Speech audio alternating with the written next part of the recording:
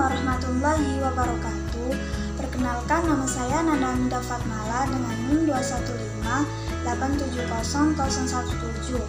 Di sini saya akan mempresentasikan PPT saya dengan judul Pendidikan Vokasi sebagai Pondasi Bangsa Menghadapi Globalisasi. Latar belakang, salah satu indikator era globalisasi adalah ditandai dengan munculnya perdagangan bebas. Barang-barang bebas keluar masuk tidak mengenal batas negara. Di sisi lain, era globalisasi tersebut menimbulkan persaingan yang makin ketat dalam hal barang, jasa, modal, maupun tenaga kerja atau sumber daya manusia. Untuk dapat berkiprah dalam era tersebut diperlukan sumber daya manusia SDM yang mempunyai daya saing secara terbuka dengan negara lain, adaptif dan antisipatif terhadap berbagai perubahan dan kondisi baru, terbuka terhadap perubahan, mampu belajar bagaimana belajar, learning how to learn, memiliki berbagai keterampilan, mudah dilatih ulang, serta memiliki dasar-dasar kemampuan luas, kuat, dan mendasar untuk berkembang di masa yang akan datang.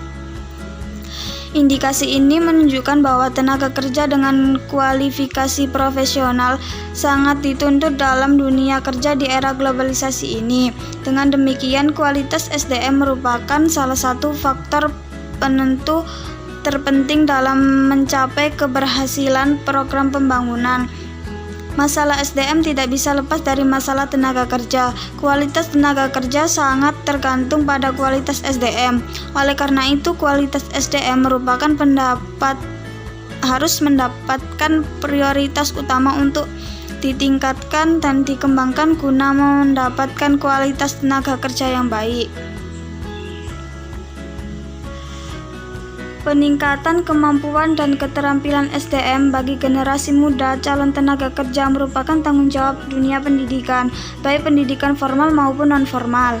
Sesuai dengan Undang-Undang Sisdiknas Nomor 20 Tahun 2003, sistem pendidikan nasional dibedakan menjadi satuan pendidikan, jalur pendidikan, jenis pendidikan, dan jenjang pendidikan.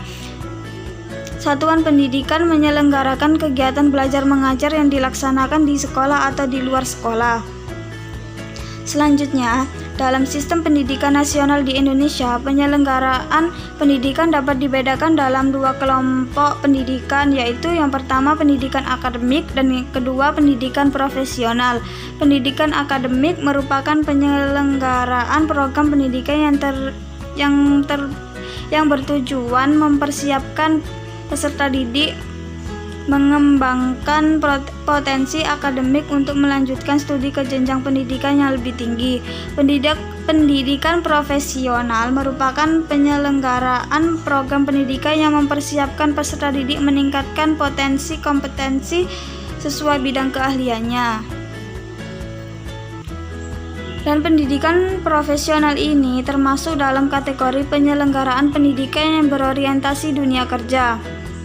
Dalam sistem penyelenggaraan pendidikan berorientasi dunia kerja di Indonesia, terdapat dua istilah pendidikan yang digunakan, yaitu pendidikan kejuruan dan pendidikan vokasi.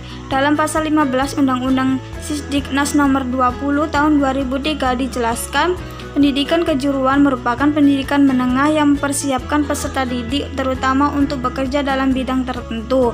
Sedangkan pendidikan vokasi merupakan pendidikan tinggi yang mempersiapkan peserta didik untuk memiliki pekerjaan dengan keahlian terapan tertentu maksimal setara dengan program sarjana.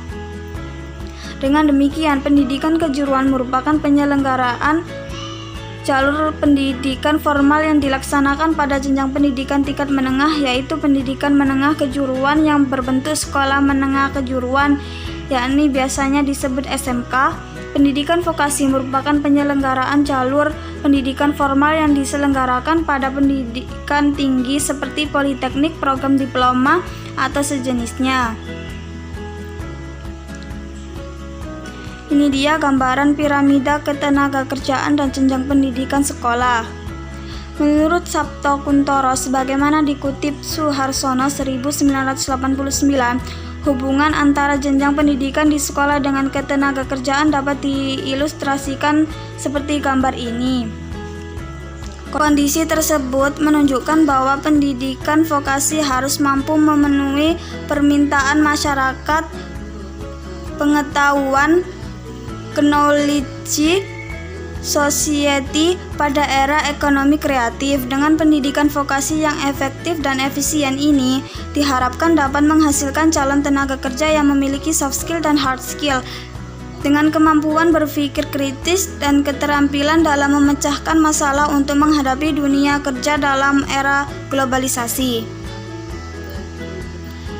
Adapun pembahasan, pendidikan vokasi merupakan jenjang pendidikan yang selalu dinamis dalam melakukan perubahan kurikulum pendidikan sesuai dengan pertumbuhan dasar kerja dan beradaptasi dengan perkembangan ilmu pengetahuan dan teknologi. Hal ini berarti pendidikan vokasi akan selalu mengalami pergeseran paradigma. Menurut Pavlova, dengan pertimbangan bahwa aktivitas ekonomi sangat ditentukan adanya perubahan teknologi yang cepat pada masa mendatang, maka orientasi pendidikan vokasi diarahkan menjadi pendidikan kerja, work education, atau pendidikan teknologi, technology education. Selanjutnya, menurut Pavlova, pendidikan bekerja merupakan program pendidikan dengan 3 komponen yang saling terkait, yaitu pembelajaran untuk bekerja, learning for work, pembelajaran tentang bekerja, learning about work, dan pemahaman sifat dasar bekerja, understanding the nature of work. Secara tradisional, menurut Pavlova, pendidikan vokasi merupakan pendidikan dengan tujuan utama mempersiapkan untuk kerja dengan menggunakan pendekatan pendidikan berbasis kompetensi. Selanjutnya ada model pendidikan vokasi yang efektif dan efisien. Yang menjadi tujuan utama dalam pendidikan vokasi adalah membangun 8 kompetensi lulusan, yakni 1.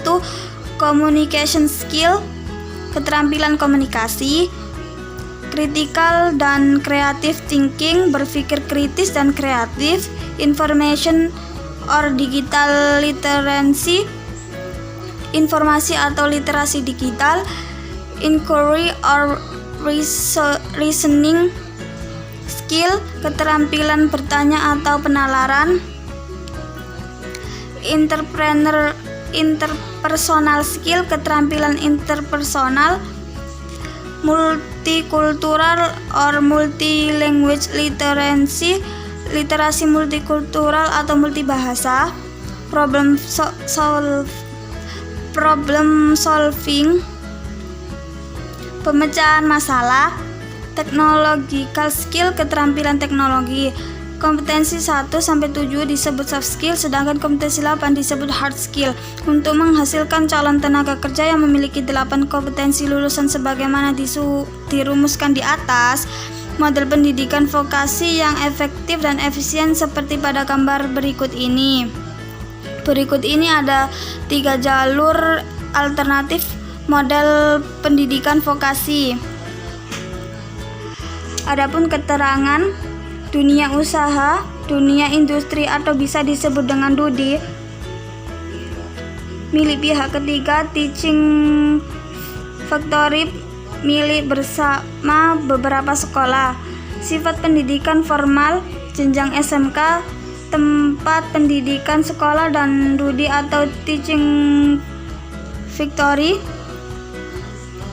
Jalur 1, siswa baru terdaftar di pendidikan vokasi, pendidikan aspek soft skill ditambah dasar-dasar kejuruan dan kewirausahaan dilaksanakan di sekolah, sedangkan pendidikan aspek hard skill dilaksanakan di DUDI.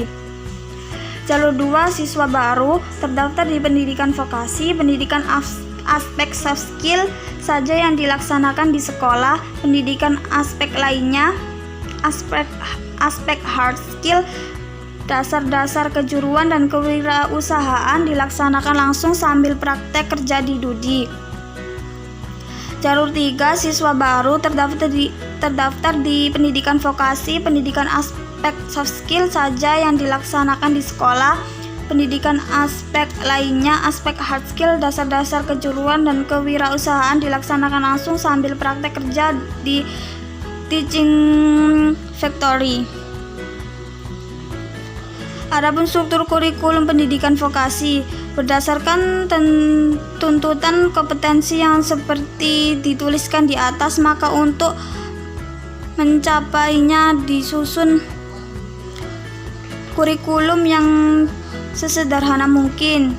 Jenis mata pelajaran yang diajarkan meliputi 1. Mata pelajaran wajib berdasarkan kurikulum nasional, 2. Dasar-dasar komunikasi, 3. Matematika terapan, 4. Komputer, 5. Metode ilmiah, 6. Bahasa Indonesia, 7. Bahasa Inggris, 8. Project work and entrepreneurship, 8. Praktek kejuruan. Adapun ini gambaran struktur kurikulum dan tempat pendidikan. Nama-nama mata pelajaran itu sifatnya tidak mengikat. Yang penting esensi silabus mata pelajaran tersebut tercermin dari namanya. Sesungguhnya nama-nama mata pelajaran tersebut diperlukan untuk proses pendidikan di sekolah. Jika proses pendidikan pembentukan kompetensi dilakukan di DUDI atau teaching factory,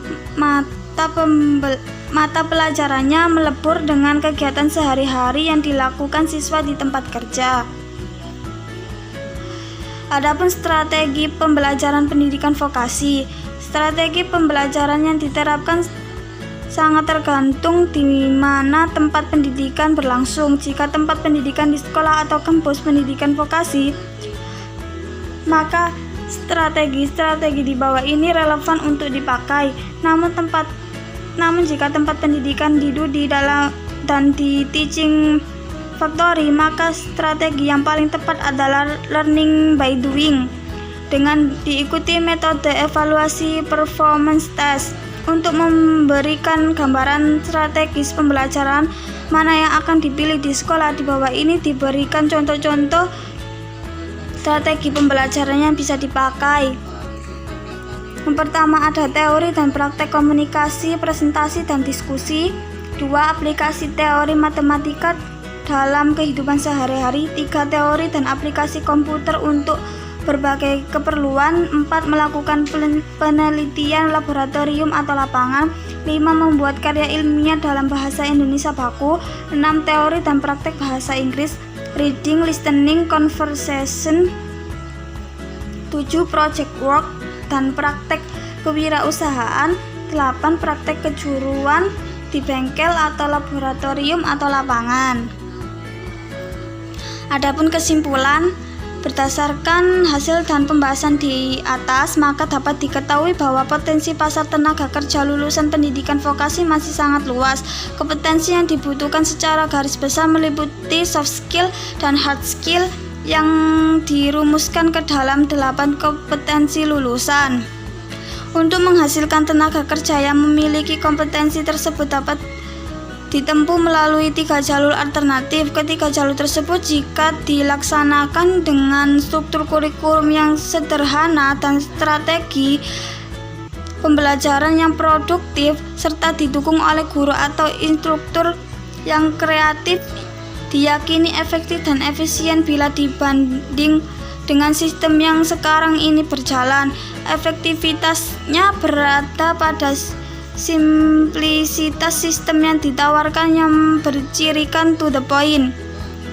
Efisiensi bisa dicapai dengan optimalisasi kerjasama dengan DUDI dan learning by doing in the teaching factory. Maka dihasilkan calon tenaga kerja yang memiliki soft skill dan hard skill dengan kemampuan berpikir kritis dan keterampilan dalam memecahkan masalah untuk menghadapi dunia kerja dalam era globalisasi. Terima kasih presentasi dari saya. Sekian, wassalamualaikum warahmatullahi wabarakatuh.